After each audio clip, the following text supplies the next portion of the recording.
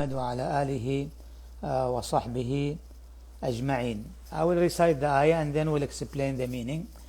The ayah that we are going inshallah to explain today, it is ayah number 267 in Surah Al-Baqarah, when Allah subhanahu wa ta'ala said, يا أيها الذين آمنوا أنفقوا من طيبات ما كسبتم ومما أخرجنا لكم من الأرض ولا تيمموا الخبيث منه تنفقون ولستم بآخذيه إلا أن تغمضوا فيه واعلموا أن الله غني حميد. The meaning of this ayah, the translation of the meaning, it said, O believers, do not waste your charity with reminders of your generosity or heartful words. No, this is not the exact sorry, I think this is not the translation. Let me go to the translation here. Okay. O believers, donate from the best of what you have earned and what we have produced for you from the earth. Do not pick out worthless things for donation, which you yourself would only accept with closed eyes, and know that Allah is self-sufficient, praiseworthy. So the meaning of this ayah, Allah Azza wa Jal subhanahu wa ta'ala started this ayah by addressing the believers when He said, "Oh, you have believed." And we said many times that it has been this mentioned repeatedly, that the beginning of the ayah with a call or address signify its importance and care. The call involves an alert or notification. That means person should pay attention for what will come or the command that will be followed. And this is why when Allah Azza wa Jal started by saying, Ya ayyuha alladhina amanu, O you who have believed, has several benefits, as we mentioned it many times. First of all, it's encouragement.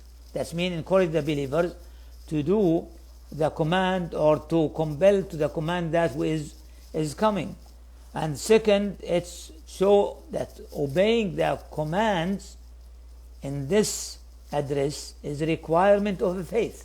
That means because you are a believer, one of the requirements of your belief and faith that you should practice this command and respond to this command. So as it said, oh, you have believed, your faith require you to do this or that, depends on the command that's coming. The third benefits also to show that disobeying this command is deficiency in what? In faith. Because if one truly embodied this description, that means he's a believer, that means he will respond to this command and obey this command. Then Allah Azza wa Jal said, after addressing and giving alert and call the believers, address with the command which say, أنفقوا من طيبات ما رزقناكم من طيبات ما كسبتم أنفقوا من طيبات ما كسبتم, which means spend from the good of things you have earned. Now, after Allah mentioned the virtue of spending, as you see in previous ayat, because we still these ayat and the coming ayat is continuous in the same subject, which talk about what? About charity, about spending. So here Allah subhanahu wa ta'ala, after mention the importance of charity, that it should be sincerely for Allah subhanahu wa ta'ala, there's no show off, and mention about the hypocrite, and then after Allah Azza wa Jal reminded us that we should not nullify or destroy our charity by reminding or by harming for the one that we gave him this charity or this help or this donation or sadaqah. Now He encouraged the spending. Now we're talking about what should you spend. It was talk about the one who spent, okay, and now we talk or speak, or the ayat is explaining what are the things that you should spend, and what's the characteristic of these items that you should spend. So he started by saying, من طيبات ما كسبتم, the good things you have earned. So when you said from the good things you have earned, this refers to what? This refers to what you have earned through lawful means. Through lawful means. That means it's not haram. If something that was earned by haram, then it's not good. Therefore, don't spend of it. Just because Allah subhanahu wa ta'ala طيب لا يقبل إلا طيب. Allah Azza wa Jal is good and pure and will not accept the thing that which is clean, which is good and pure. So this is the point here. So this refers to what you have earned through lawful means. So earned here, the word earn or kasabtum, refer to what? Refer to what you have gained through your effort, through your work, such as through trading or any other forms of labor that you do. So anything obtained through your work is considered as part of your earning. And then the ayah said, and from what we have produced for you from the earth. This is of the rizq of Allah subhanahu wa ta'ala, of the bounty of Allah subhanahu wa ta'ala, the sustenance that Allah provided us, which is come from the earth. So some they say this is an addition to what has been earned. That means you spend from what you earn and also spend from whatever you get from the earth. If you are a farmer, you get something, production of the farm, something like this. So we have produced for you from the earth. Now, but the correct understanding seems, according to what our Shaykh bin Uthaymeen mentioned in his explanation, to be that it is an extension of good things, which means this would mean spend from the good things you have earned and from what we have produced from you from the earth, both of them together. So everything that Allah has produced for us from the earth, consider as pure. Anything, when you plant and then you get the harvest and you get dates or anything of this production, agricultural production, all these are what? A rizq from Allah subhanahu wa ta'ala. And this was what mentioned in ayat Al-Baqarah. Remember in ayah number 29, which is said, it is He, Allah Azza wa Jal, who created for you all that is in the earth. So whatever we gain, whatever we get, it is blessing from Allah and sustenance from Allah.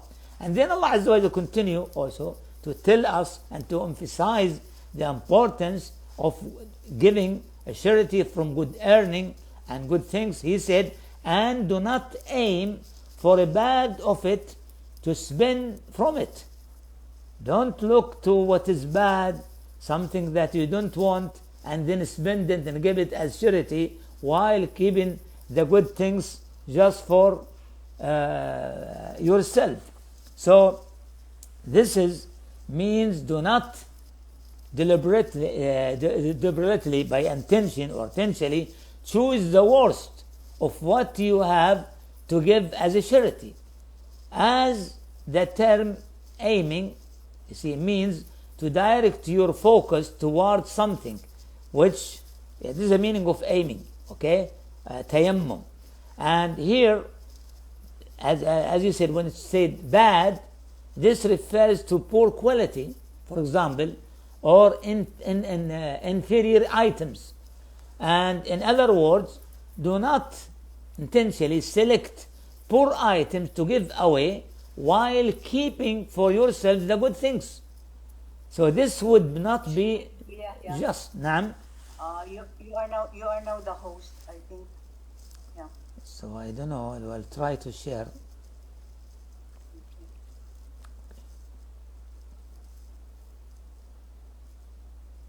Okay.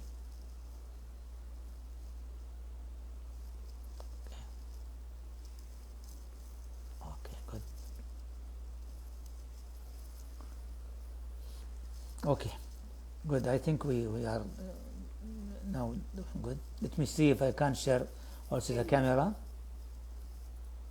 Yeah. And the camera, no, not yet.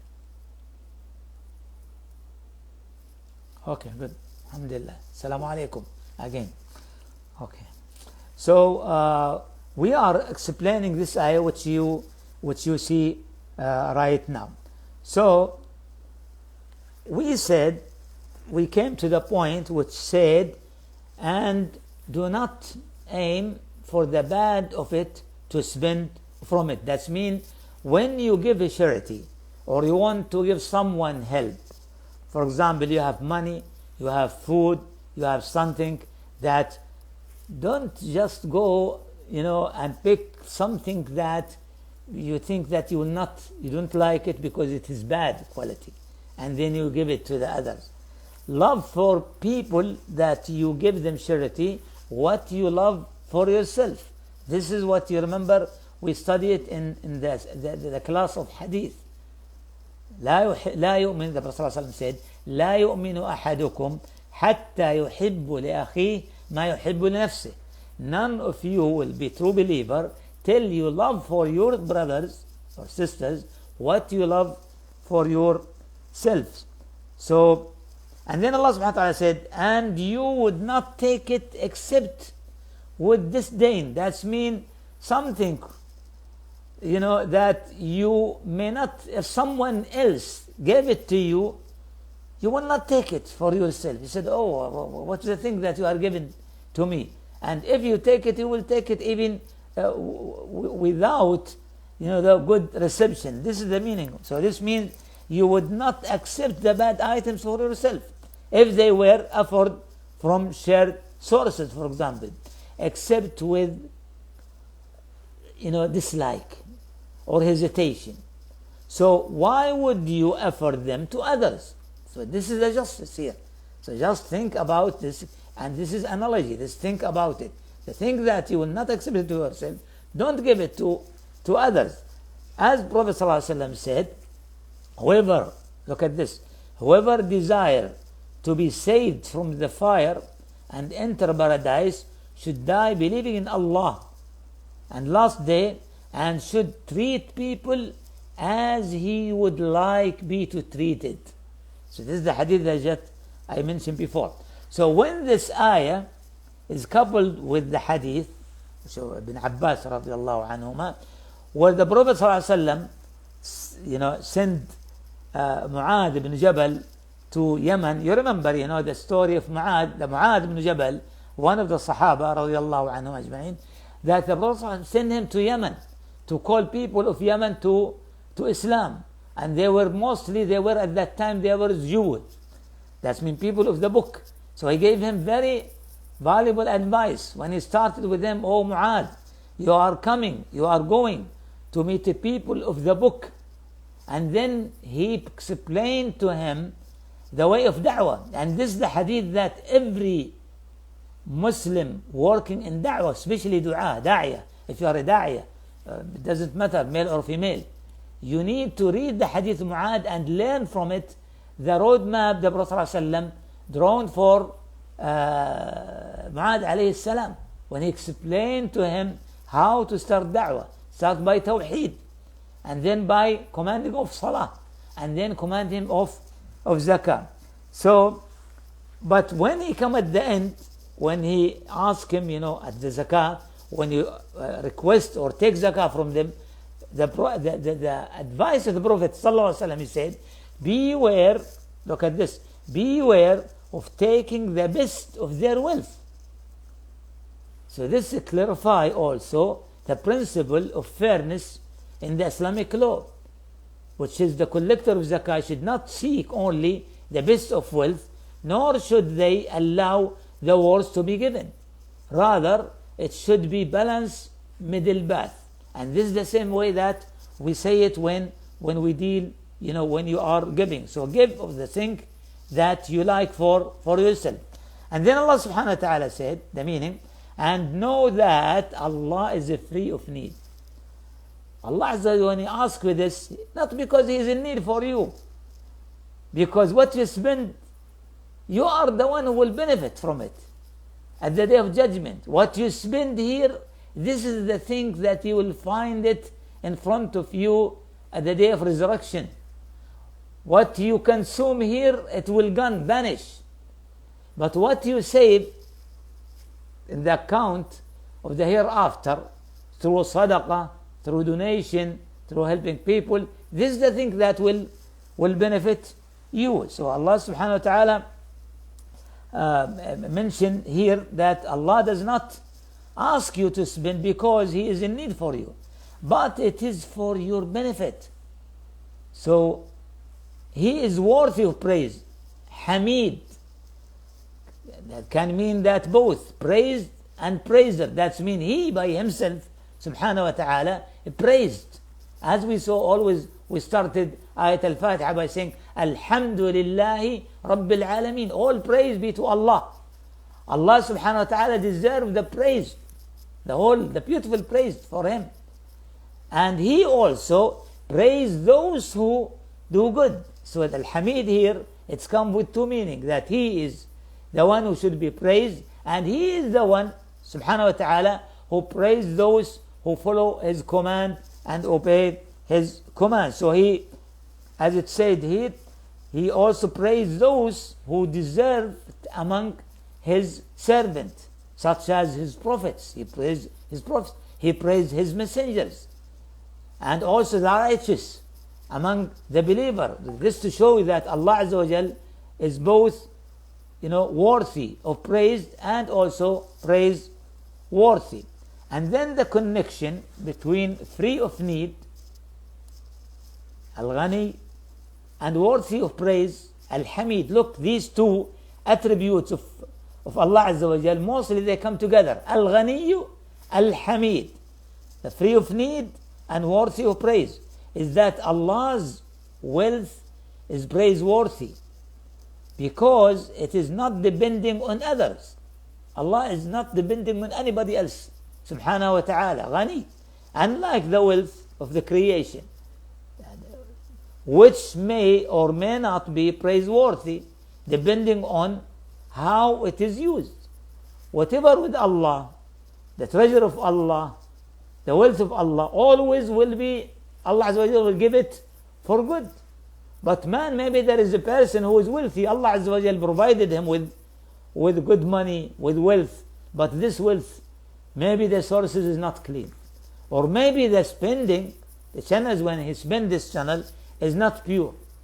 Therefore, it's not like when we say praise Allah Azza wa Jal, because this is not the description of the wealth of Allah Azza wa Jal. He is Hamidun and He is also praiseworthy. And He does not ask for charity out of need, but for the benefit of His servant. So now let's go to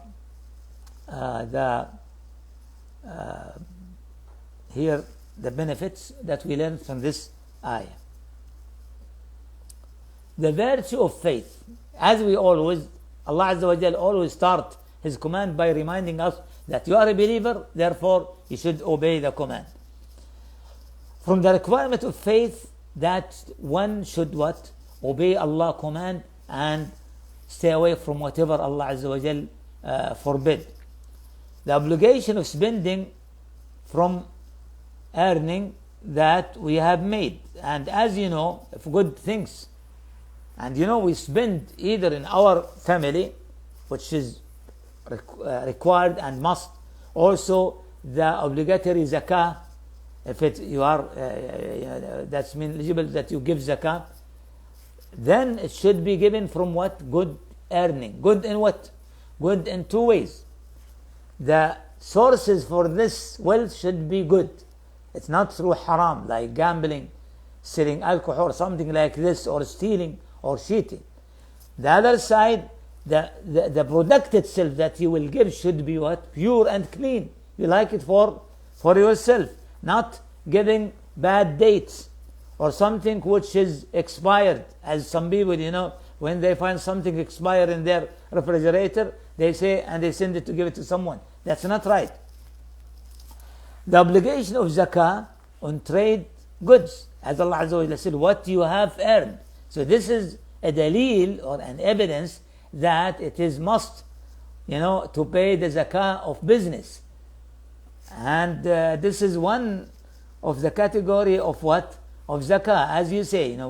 We discussed this many times in the class of zakah. Haram wealth is not be spent in charity because it is impure, and Allah Azza wa Jalla accept pure charity. The obligation of zakah on products or produced from the earth, like agriculture. For example, if you are a farmer and then you have farm and you have products from your land, then also you should give zakah. And there is certain rules for the zakah of what? Of the agriculture production of the farm. Like, for example, if it was watered by the rain, by the sky, that means you give 10% of the out of the product. If it was less, if you something that you spend on water it, also there is another rules. And we discussed it before when we talk about the lessons of zakah or the books of the hadith when talking Bulugh al-Maram. The obligation of zakah on minerals, as they are included in the general meaning, which said, and from what we have brought forth for you from the earth. Because the minerals like gold, silver, whatever, you see, all it's come from the earth. It is forbidden to intend to give something inferior in zakah.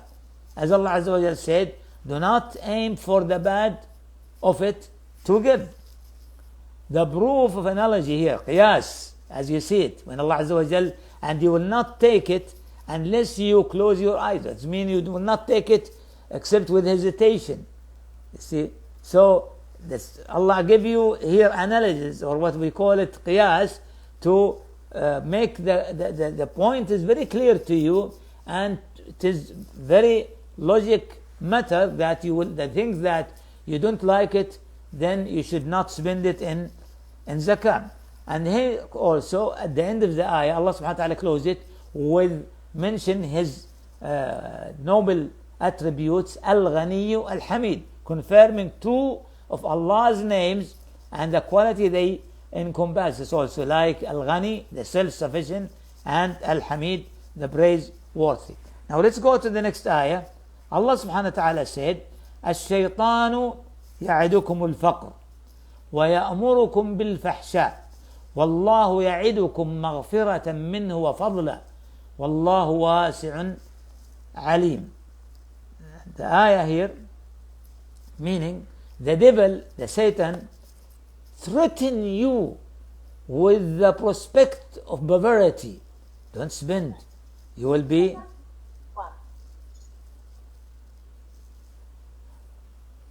Will you please turn off your mute your mic, please? Everyone, please mute your mics. Right. So here, and bid show you the shameful deeds, while Allah promised you of forgiveness and great bounty from Him, and Allah is all bountiful and all knowing. Now let's go to explain this great ayah and look to the many lessons that we learn it from this ayah also. The devil, this refers to the shaitan, Satan, promise you poverty and commands you to do something which is immorality, fahsha. The devil here, my dear brothers and sisters, is one who opened the door for what? For this mission by saying, if you spend today, you will be poor tomorrow. He scare you. He want to stop you from spending. No. How come you spend your money? You work hard for this money. Now if you spend it, and then tomorrow when you are in need, you will not find something to spend for you and your children. And this is what is whispering, al-waswas, that playing in the mind of the people. And here the only thing that protects the person from this waswas is what? His faith in Allah Azza wa Jal, his trust in Allah Azza wa Jal. Who is the one who provides? Allah subhanahu wa ta'ala. So when Allah tells you to spend, that's mean He what? He promised you that He will replace for you. And there's many ayat and many hadith which say that Allah, whenever you give, Allah will give you more. Whenever you give, Allah will replace for you. And the Prophet ﷺ said, مَا نَقَصَ مَالٌ مِنْ صَدَقَةٍ. Money or wealth never decrease because of spending and charity. So He tell you, don't spend. And we are human beings are prone for forgetting perhaps. They forget the word of Allah, the promise of Allah. As Allah Azza wa Jal said in Surah Saba, and whatever you spend, He will replace it. This is the promise of Allah subhanahu wa ta'ala. So will you listen to the promise of Allah, who have everything subhanahu wa ta'ala in His hands, or the promise and the warning of the shaitan? May Allah Azza wa Jal protect us all from him. Allah Azza wa Jal said in Surah Saba, ayah number 39, and whatever you spend, He will replace it, and He is the best of providers. Allah Azza wa Jal is the one who provides us. And the saying the Prophet ﷺ, when he said, charity does not decrease wealth. So there is evidences in the Quran and the Sunnah which tell you, don't be afraid of poverty. Put your trust in Allah subhanahu wa ta'ala. Whatever you give, Allah will give you more. Because we, in fact, depend on Him subhanahu wa ta'ala. Even the earning that we got, without His help, without His blessing, will not get it. And then Allah subhanahu wa ta'ala said, and Allah promise you forgiveness from Him and bounty. This is compared to what the shaitan is promised you. So this sentence is the opposite of what preceded it. That's mean what the shaitan is telling. The bounty is the opposite of poverty. The shaitan promised you poverty, Allah promised you with bounty, more. And forgiveness is the opposite of immorality. Because immorality and doing something which is wrong, which that means leads to punishment. And forgiveness is the clearance of any punishment. Allah Azza wa Jalla forgive you for what you did. So look and compare between what the shaitan is telling you, and then just turn to Allah Azza wa Jalla and don't listen to the whispering of shaitan. May Allah subhanahu wa ta'ala protect us all from his. This is why the immorality, when we talk about al-fahisha, the word fahisha, which was translated to immorality, brings about sins, while forgiveness erases sins. So Allah promised forgiveness, that He will forgive your sin. And then Allah subhanahu wa ta'ala said, the meaning here, as you said in the verse, whatever you give in zakah, seeking Allah face, that means sincerely, those are the one who will be multiplied. This is another promise, that when you spend, Allah will multiply and replace for you more than what you give. Now, one would say the devil, the shaitan. This is one of the names of Iblis. You know Iblis, mentioned in the Quran many times. وَإِذْ قَالَ Iblis. Iblis, this is the name, I think they translated Solifer, Lovis or something like this. But I don't remember the word. But this is what I noticed, that some of our brothers who speak English, they mention this as the name of Iblis. But Iblis is the name of the shaitan. So, but it's said to be derived from the root of shaitan. Anyway, this is analysis for the word. We are not in need to stay with it more. But in general, this is any shaitan, any devils, all the whispering that want to push you away from the way of Allah. This is from the shaitan. May Allah Azza wa Jalla protect us. And then when He said promise, you promise, this means that the devil is threatening you with poverty if you give charity. And when it said command you of morality, this referred to miserliness, because miserliness, that when you always keep or don't give, this is also a type of what? Of immorality. Fahisha. So this is why it is interrupted by this, because the word fahisha can mean different meaning depend on in the context. And then Allah subhanahu wa ta'ala said, the meaning when he said, and Allah promised you forgiveness, this refers to forgiveness of your sins if you give in charity. Why? Because giving charity, in fact, please Allah subhanahu wa ta'ala. And when He is pleased with you, Azza wa Jal, He will forgive your sin. And when He said a bounty here, this refers to the increase, the replacement that you will get by the blessing of Allah subhanahu wa ta'ala if you did your respond to the command of Allah Azza wa Jal and you spend. And this is what Allah Azza wa Jal mentioned in Surah Ar-Rum, ayah number 39, when He said, whatever you give in zakah, seeking Allah's face, those are one who will be multiplied. Allah give you more than what you have to spend. And remember that He will give it to you, replace it for you in this world, and also save it for you for the hereafter when you are in need for every good deed at that day. So this the difference between the two promise, the promise of the shaitan and the promise of Allah subhanahu wa ta'ala, which emphasize the importance for the believer that he always rely on Allah subhanahu wa ta'ala and never ever listen to this whispering of the shaitan. May Allah protect us all from him.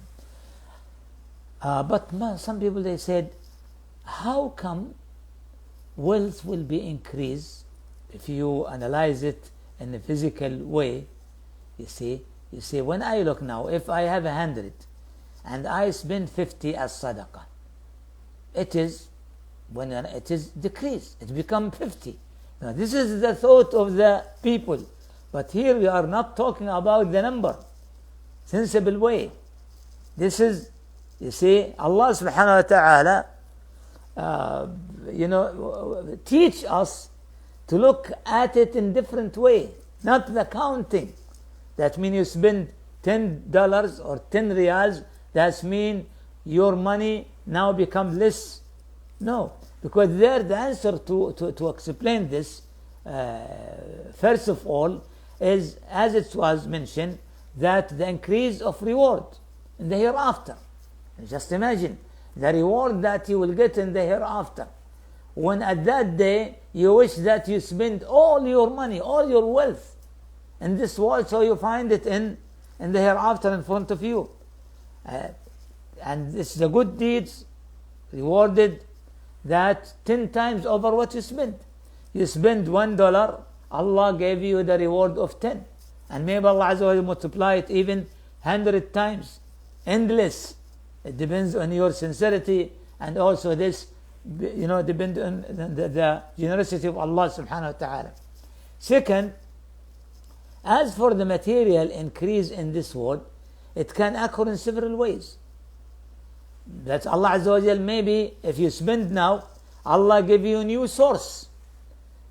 You spend today what you have, but your salary only, for example, 5,000 riyal, and because of your spending, Allah Azza wa Jal will an open opportunity for you later, after He tests your faith by spending, and you depend on Him, you rely on Him, you are not greedy about what you have, you know that Allah will replace for you.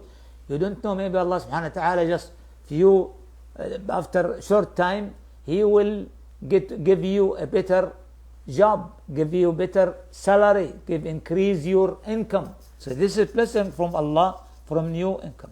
Also, may Allah subhanahu wa ta'ala, when you spend, will protect your wealth from calamity.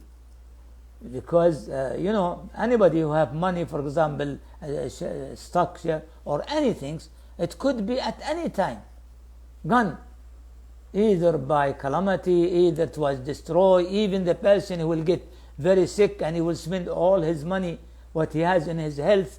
So when you spend, Allah subhanahu wa ta'ala push away all these things that may take away from your charity. And this was the third point, which is said, blessing and charity. So the blessing in the spending, even small amount of money can bring greater return than large sums. When you spend in the sake of Allah, and then if you have only a little, maybe this little money that you saved, it will be greater in blessing that if you have a lot of money. As we said, because it's a matter of a blessing from Allah subhanahu wa ta'ala. طيب. So here are the things that we learned from this ayah. The certainty of devil's temptation of the children of Adam. So we should be aware of this. As Allah subhanahu wa ta'ala said, the devil promises you poverty. And in many times in the Quran, Allah Azza wa Jal, reminded us about the shaitan. Alaykum assalam wa rahmatullahi wa barakatuh. Reminded us and warned us against his step. As Allah Azza wa Jal said in the Quran, إِنَّ الشَّيْطَانَ لَكُمْ عَدُوٌ فَاتَّخِذُوا عَدُوًا. That means the shaitan is your enemy. Then take him and deal with him as he is an enemy for you. So therefore we should be aware.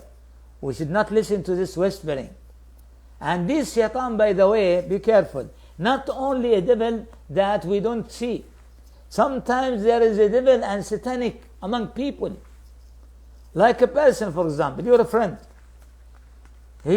When you won't tell, he said, I will give donation, for this society or this organization which help orphans, and he's telling you, don't spend, you are wasting your money.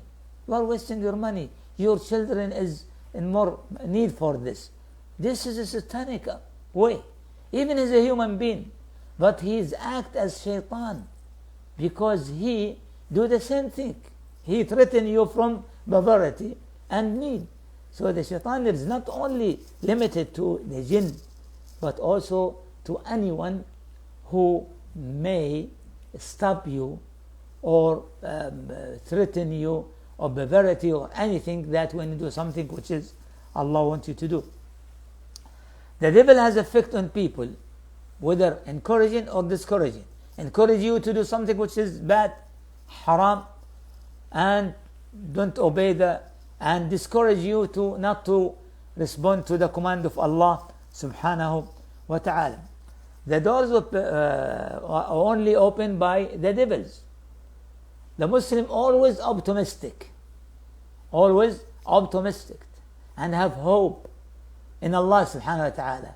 The shaitan want to take this hope, and he doesn't like it to be optimistic by threatening you bad outcome of what you do when you obey Allah subhanahu wa ta'ala.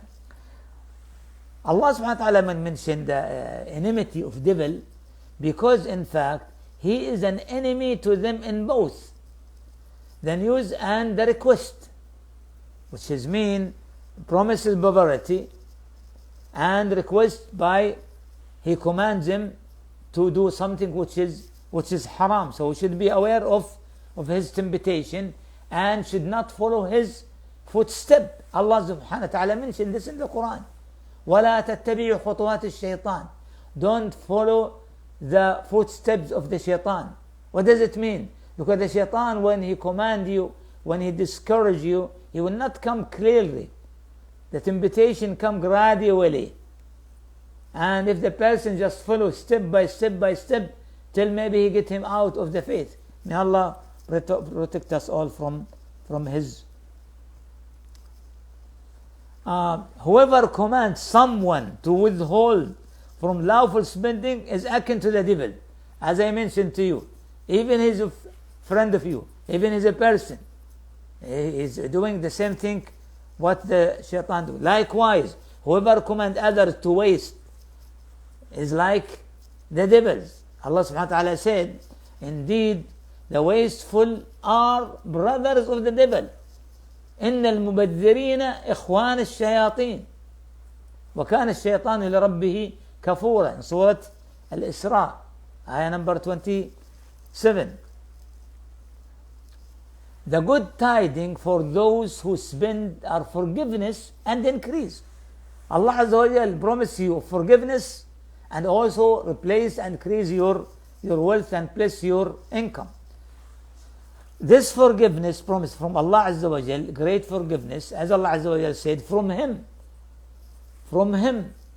because the greatness of the gift comes from the greatness of the giver. Just imagine when Allah Azza wa Jal say from me, that means just imagine how great it will be.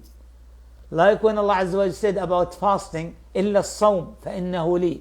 When Allah said that fasting is, I am the one that will give the reward. Just imagine, this reward will come from whom?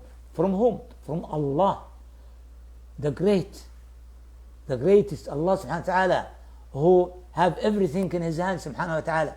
Therefore, the Muslim always optimistic that Allah Azza wa Jal will give him more than what he spent. And this was the Prophet sallallahu alaihi wasallam advised Abu Bakr radiallahu anhu. He said, forgive me of forgiveness from you and have mercy on me. The Prophet ﷺ was advising Abu Bakr as-Siddiq radiallahu anhu how to ask, how to request, how to make dua. فهب لي مغفرة من عندك. He said, forgive me, O Allah, a forgiveness from you. That means you are the one who will forgive and have mercy on me. So when the mercy and forgiveness come from Allah Azza wa Jal, it doesn't comparable to any other source or any other giver. The one who spends should be optimistic, as we said, because Allah subhanahu wa ta'ala promised here. And Allah subhanahu wa ta'ala never changed His promise, Azza wa Jal. He always fulfill His promise. وَمَنْ أَصْدَقُ مِنَ اللَّهِ قِيلًا. Nobody more truthful than Allah Azza wa Jal in His promise. So if a person spend while having good expectation, you have good thought about Allah, believing that Allah will forgive his sins and increase him from His bounty, this is one of the best things that one can have in their hearts. This is what we call it حُسْنُ الظَّنِّ بِاللَّهِ. حُسْنُ الظَّنِّ بِاللَّهِ. That means you have always good thought about Allah subhanahu wa ta'ala. And the hadith al-Qudsi, we talk about it sometimes, said, أنا عند ظن عبدي بي فليظن بي ما يشاء. I am at what my servant think about me. So think about whatever you think, Allah will be as what you think about Him. So when you think that Allah is forgiver, Allah will forgive you. When you forgive that, you think about Allah that He will forgive your sin, for sure Allah Azza wa Jal He will forgive your sins subhanahu wa ta'ala. So there's a placement of two names also of Allah, the wise and knowledgeable. This is two great names, beautiful names of Allah subhanahu wa ta'ala, and with entail in terms of attributes. The next ayah, قال عز وجل يؤتي الحكمة من يشاء ومن يؤت الحكمة فقد أوتي خيرا كثيرا وما يذكر إلا أولو الألباب. He, subhanahu wa ta'ala, Allah Azza wa Jal, grants wisdom to whoever He wills. And whoever granted wisdom is certainly blessed with a great privilege. But none will mindful of this except a people of reason. Now, when we talk about the hikmah, of the word hikmah, mentioned many times in the Quran, like in da'wah, when Allah subhanahu wa ta'ala said, "Ud'u ila sabili rabbika bil hikmah," wisdom. So, when Allah Azza wa Jalla said here, "Yu'ti," that means He gives the wisdom. The meaning Allah, that means the wisdom. If you find any person who is wise, that this is blessing from Allah subhanahu wa ta'ala. This is greatest, one of the greatest bounty of Allah. Therefore the Muslim, the person who gets this wisdom should what? Should be very thankful to Allah subhanahu wa ta'ala. Appreciate this gift and use it in whatever please Allah subhanahu wa ta'ala. So wisdoms come from the root hakam or hakam, which means to perfect or to make it in the correct manner, or to make it to something that should be in the suitable way. So wisdom involves many meanings, which is putting things in their rightful places and require both knowledge and guidance. The person, in fact, who acts according to the hikmah, does mean he has a knowledge. This is why the sunnah of the Prophet ﷺ called hikmah. The sunnah, the guidance of the Prophet, called hikmah. This is what was mentioned. Allah Azza wa Jalla said, وَيُعَلِّمُ الْكِتَابَ وَالْحِكْمَةِ. The messenger who teach them the book and the hikmah, which mean the sunnah. So the meaning of the hikmah is very wide.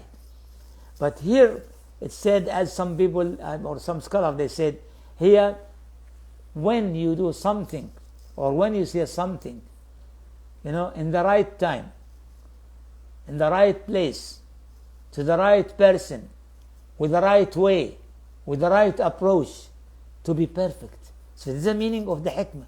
When you deal with people, how you deal with them, not harsh, but in a nice way that could, if you are making da'wah, you can convince them with a nice approach, very gentle words. And this is the way of that Allah. This is why Allah Azza wa Jal confirming many times in the Quran that there is two things always should be together. Da'wah always should be what? With hikmah. وَادْعُ إِلَى سَبِيلِ رَبِّكَ بِالْحِكْمَةِ, with wisdom. So when Allah bestows knowledge and guidance, strength, ability of hearing and sight upon a person, then they should not become arrogant. So if Allah Azza wa Jal grant you knowledge, you become a scholar, don't be arrogant, proud of what you know, and you look down to the people because you find them, they respect you because of your knowledge, and you feel that you are above them. This is not of the wisdom. This is foolishness. That means this is foolish. The person who thinks, why? Because Allah Azza wa Jal, He is the one who provided with this knowledge. So if the person doesn't use it in the right way, don't remember the blessing of Allah Azza wa Jal. Don't, be humble to others in front of Allah subhanahu wa ta'ala. That means he has no wisdom. So this knowledge will not benefit you. Instead of testifying for you, may testify against you at the day of judgment. So this is why Allah Azza wa Jal may take away the knowledge or wisdom from the person, causing all their action to become foolish, misguided, and wasteful, if they don't give thanks, if they don't appreciate it, if they don't use it in the right way. It is important, my dear brothers and sisters, to know that everything that Allah has connected to His will is part of His infinite wisdom. And while we may know the wisdom behind something, may not know something else. Like many people now, always they ask, okay, when you tell them that Allah command us to do this, they say, okay, what's the wisdom behind this command? Sometimes we don't know the wisdom, because we cannot comprehend all the wisdom for Allah subhanahu wa ta'ala. Sometimes know the wisdom, for example, of commanding us of doing something, and sometimes we don't know. But because it's come from Allah, the wise, the all-wise, then we know for sure that there is great wisdom behind this command. And then Allah Azza wa Jalla says, and he who is given wisdom has certainly been given much good. This means that whoever Allah gives wisdom has been given a great deal of good. So if someone asks, what is the reason for the difference in expression between He gives wisdom to whom He wills and He who is giving wisdom? The answer for this, and Allah knows best, is that the wisdom can be innate, acquired. That a person may gain wisdom through experience and interaction with others, which they might not acquire. So people are of two types. Some people, Allah subhanahu wa ta'ala provide them with intelligence, okay, with a character that make them wise. But some people, through practice, they acquire it, they work hard for it, then they will gain it by the blessing of Allah subhanahu wa ta'ala. And always wisdom connected with knowledge. And then Allah subhanahu wa ta'ala has mentioned, and none will be reminded except those who understand. Not everybody remember this, except those who have intelligence, who have good thought, who analyze, who understand, who have good knowledge. So this is why this means that only those who possess sound intellect, those who act wisely, will reflect upon the sign of Allah. They understand the sign, the ayatullah subhanahu wa ta'ala. So the lesson that we learn from this ayah, whatever knowledge and guidance is in a person is always a favor from Allah subhanahu wa ta'ala. As Allah Azza wa Jalla said, He gives wisdom to whom He wills. So if Allah gave you knowledge, if Allah Azza wa Jalla gave you ability to convince people, it's not because you are smart or because you are of this level of the society or because, no. Remember always that this is blessing from Allah Azza wa Jalla. Should be humble and ask Allah Azza wa Jalla to give you more and bless the knowledge that He gave it to you. Because maybe this knowledge without the blessing of Allah will be against you and it may lead to the destruction of the person. The affirmation of Allah's will, when He said whom He will. So everything in the hands of Allah Azza wa Jalla. The affirmation of wisdom as belonging to Allah, the Almighty, because wisdom is perfection. And the one who grants perfection is most deserving of it. Nobody considered most deserving of wisdom except Allah Azza wa Jal subhanahu wa ta'ala. The greater the honor for the one whom Allah grants wisdom. As Allah Azza wa Jal said, and whoever is given wisdom has certainly given much good.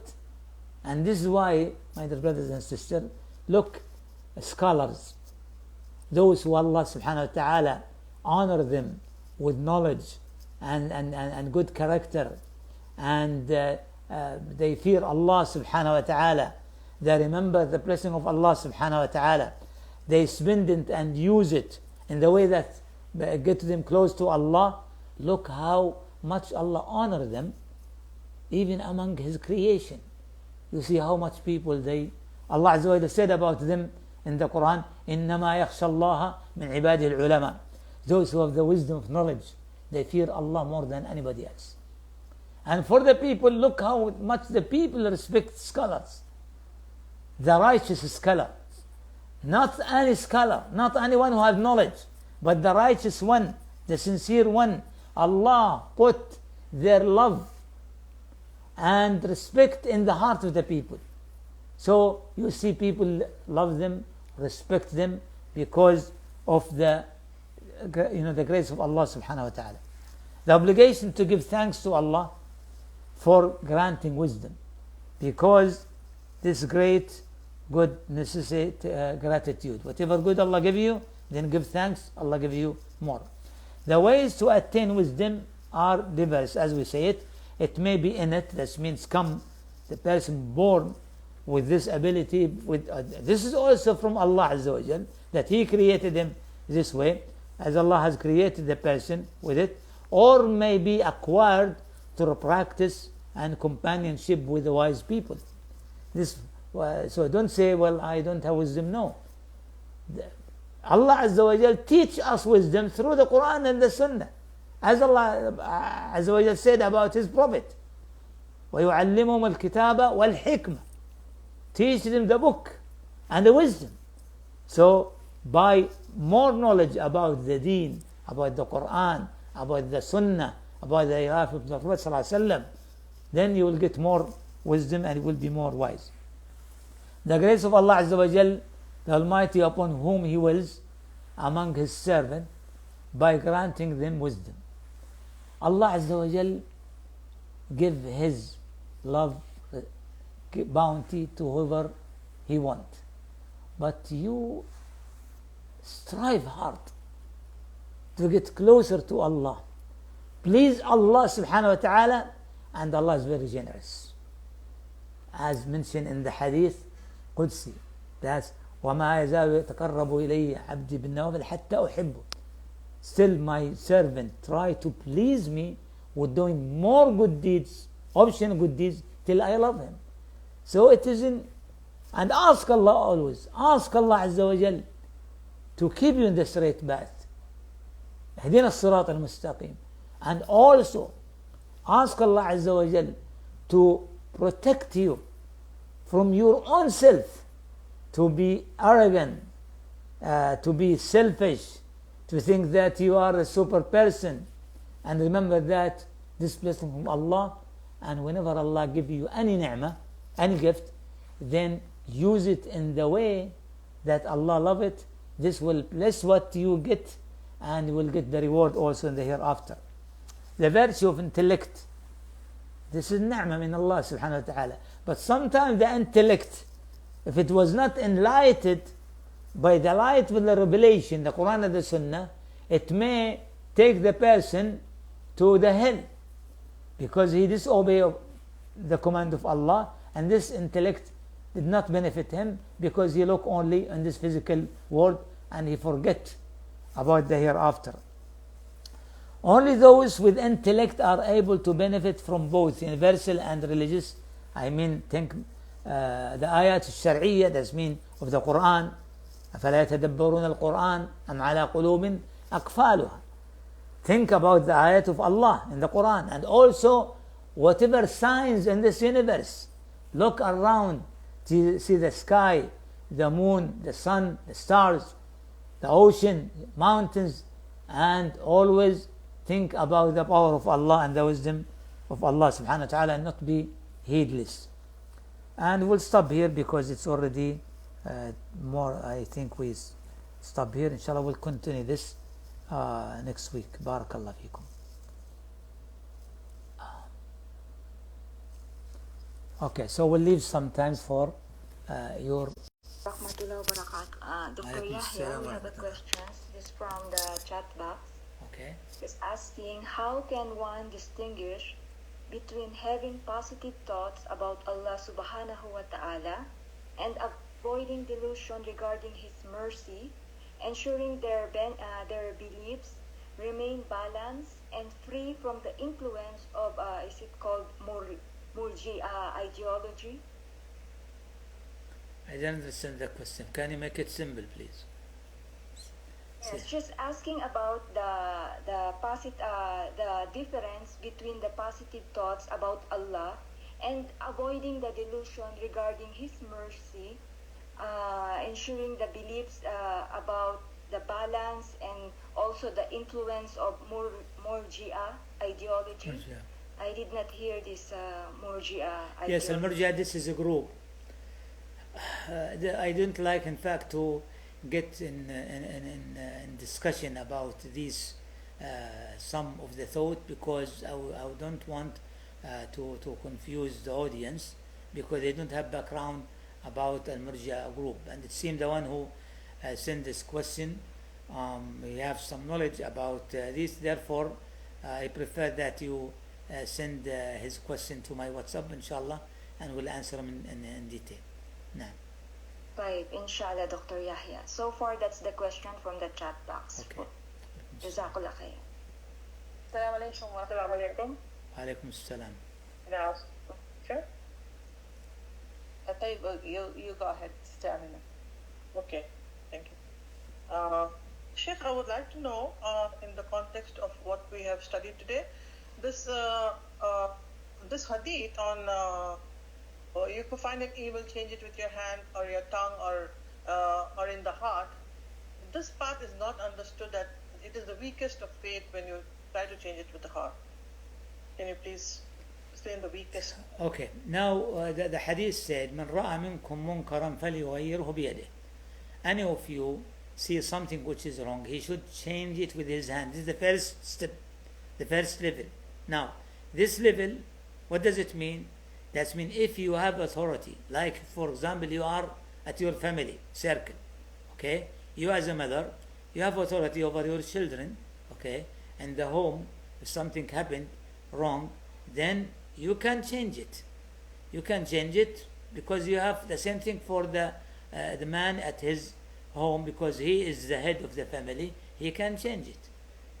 Okay, this is authority. Or for if you go outside, for example, the government, they can change this because they have power regarding this. This is the first level.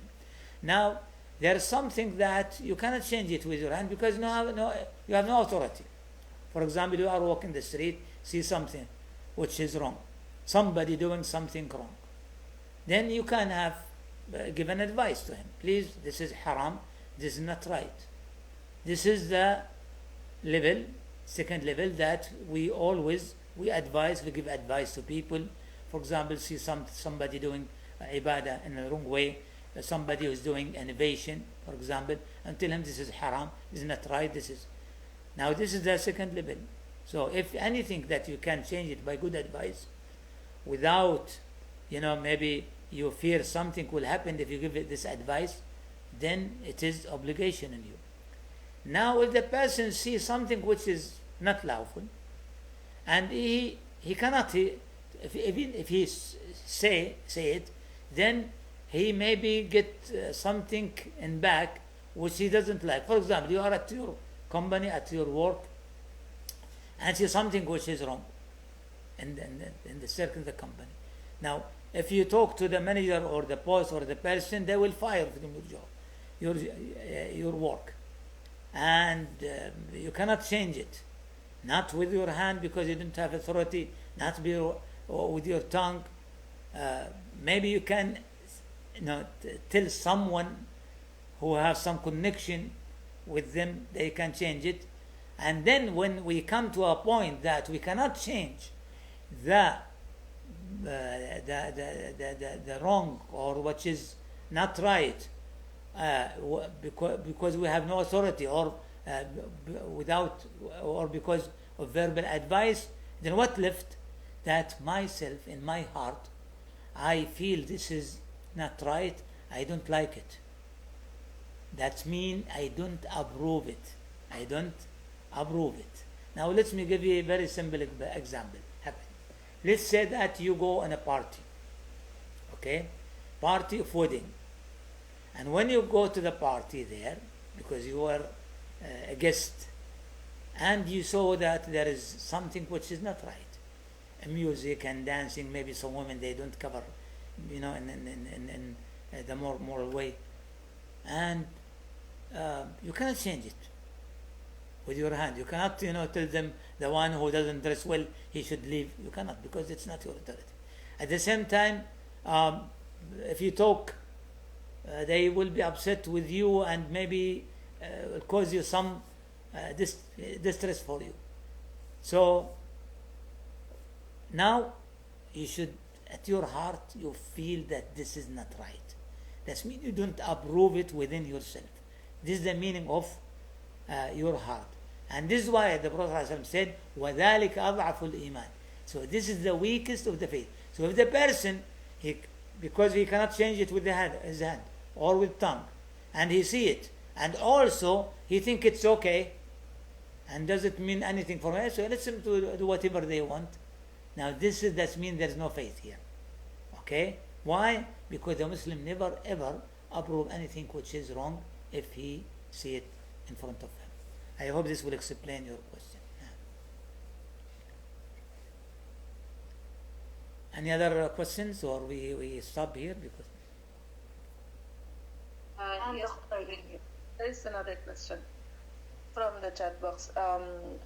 The sister said there was a calamity in their country and there were many distractions left behind.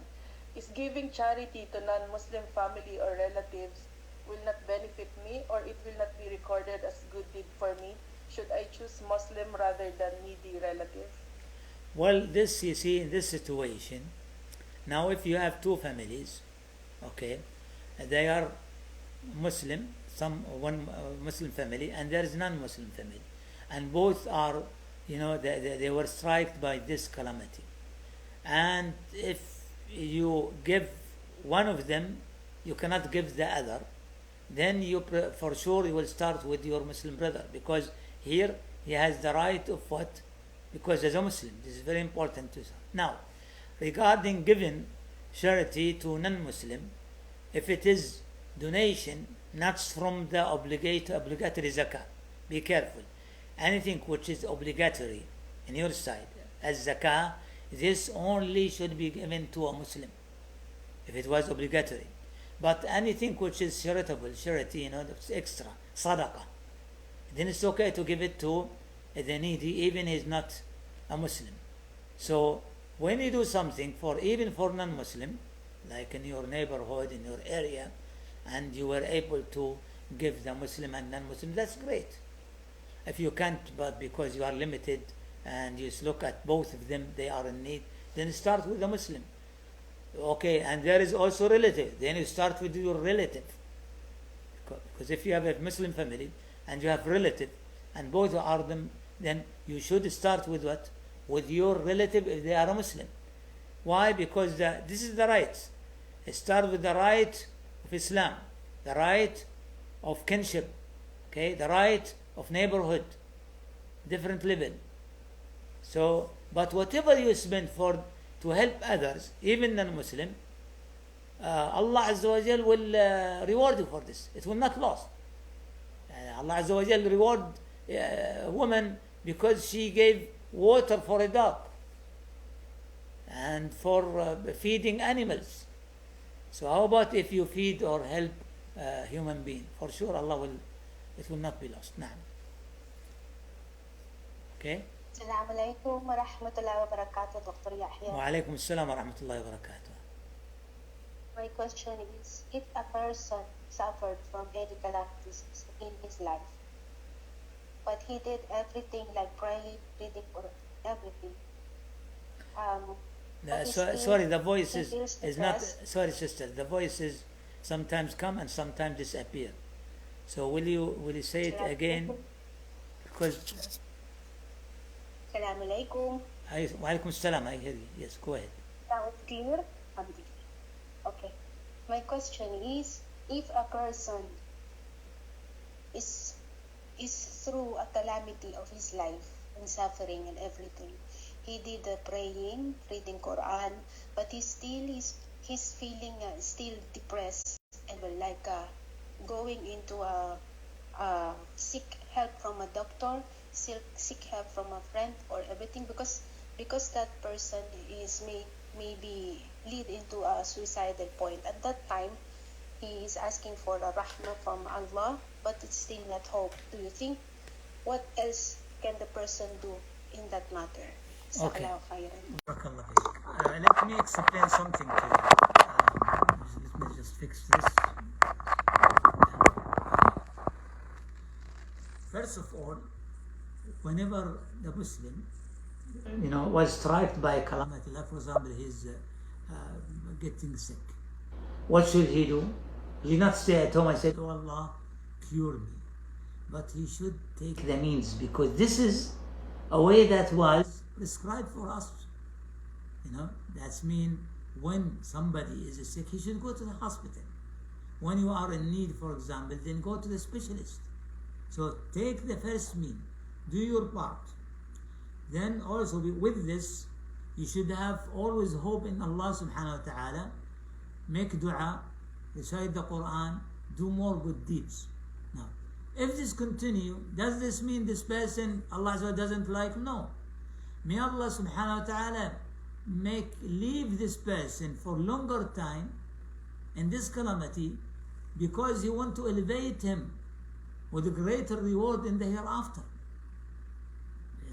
Just imagine, if you look at the life of some of the prophets, like Ayyub alayhi salam, Prophet Job, look how much he was suffering. Does this mean because Allah subhanahu wa ta'ala put him in this test, and now he become example for everyone who want to love, to learn patience? So maybe the calamity will continue the person for a long time, but it doesn't mean that Allah subhanahu wa ta'ala doesn't taking care of him and he will not help him. No. But Allah subhanahu wa ta'ala sometimes he will leave the person and test him in different way, sometimes in different span of time. And it take sometimes, like what happened to the Sahaba, the companion of the Prophet ﷺ. They were suffering for how many years in Mecca? 10 years. 10 years. Some of them they were killed, and some of them, and then when they lived in Medina, also. So the Muslim always should put his trust in Allah subhanahu wa ta'ala. And remember that whatever touches you is with the knowledge of Allah, with the permission of Allah subhanahu wa ta'ala. If He doesn't want it to happen, it will not happen. Therefore, He accepts this from what? Accept it from Allah subhanahu wa ta'ala.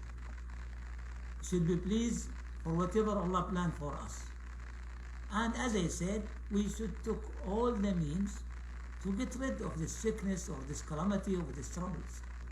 But we should be patient and we be optimistic, and we know that if we didn't get here, that's mean Allah Azza wa Jal, out of His mercy, maybe He will save greater reward for us in the hereafter.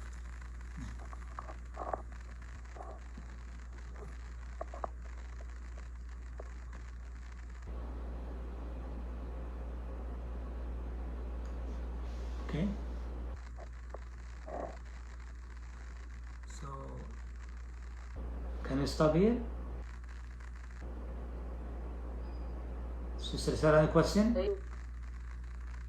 No more question. Okay, جزاكم الله خير, بارك الله فيكم.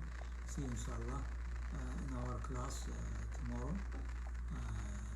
الفقه at 6:30. بارك الله فيكم. السلام عليكم ورحمة الله وبركاته. Tomorrow inshallah book بلوغ المرام. It will be at 6:30. بارك الله فيكم. السلام عليكم ورحمة الله.